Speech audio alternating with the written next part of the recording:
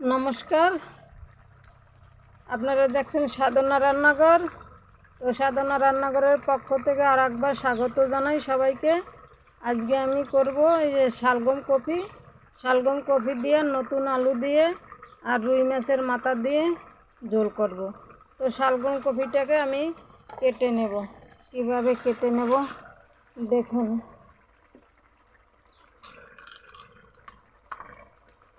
কফিটাকে এরকম ধরে ধরে আস্তে আস্তে ছাড়িয়ে নেব। এটা তো একটা প্রচলিত সবজি, সবাই জানি খেতে। তাও আমার অনেক দাদারা ভাইরা আছেন, তারা সিঙ্গেলে থাকেন, কিভাবে খায়, খেতে ইচ্ছা করলেও খেতে পারে না।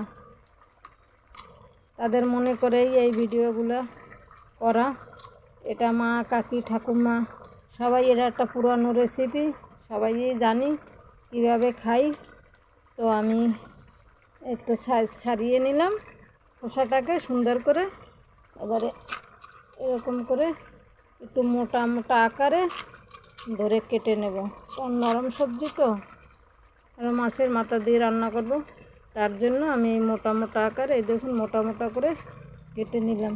তো দেখুন আমি এইভাবেই কেটে নেব, সঙ্গে থাকুন। পিস কফি আমি সম্পূর্ণ কেটে নিলাম। এবারে আমি আলুটাকেও কেটে নেব। এখন আমি কফি আর আলু ধুয়ে নিলাম কেটে কুটে। বন্ধুরা, আমি কফি রান্না করার জন্য পেঁয়াজ কুচিয়ে নিয়েছি, আদা কুচিয়ে, কাঁচা লঙ্কা, রসুন, সাদা জিরা, গোলমরিচ একটুখানি বেটে নেব।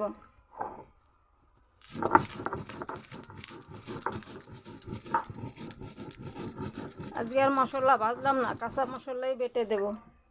তো দেখুন আমি বেটে নিলাম, বাটা হয়ে গেছে। তা চলুন রান্না করি। দিয়ে দিছি, গরম হয়ে গেছে। দুটো তেজপাতা দিয়ে দেব, তেল দিয়ে দেব। তেল গরম হয়ে গেছে, দুটো গোটা জিরে দিয়ে দেব। দেখুন তেজপাতা, তেল, জিরে সব আমার ভাজা হয়ে গেছে। এখন আমি সবজিটাকে ঢেলে দেব।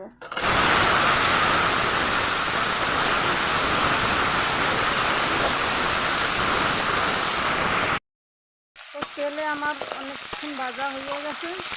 তেলের পরে ভেজে নিলাম। পরিমাণ মতন হলুদ, পরিমাণ মতন নুন, বাটা মশলা, আবার ভালো করে কষিয়ে নেব। খুব সুন্দর করে ধরে ধরে এখানে ভালো করে ভেজে নেব। দেখুন আমার সুন্দরভাবে কষানো হয়ে গেছে। এবার আমি জল দিয়ে দেবো পরিমাণ মতন। একটু জলটা বেশি দেব, সেদ্ধটা হবে তো। একটু মোটা মোটা কেটে নিচ্ছি, একটু জল দিয়ে দিলাম পরিমাণ মতো। সঙ্গে থাকুন দেখুন। তাহলে দেখুন গলছে কিনা। হ্যাঁ, গলে গেছে, কপিও গলে গেছে, আলুও সুন্দর গলে গেছে। তাহলে এবার আমি মাছের মাথাটা দিয়ে দিলাম। মাছের মাথাটা ভেজে রাখছিলাম আগে, এবারে দিয়ে দিলাম।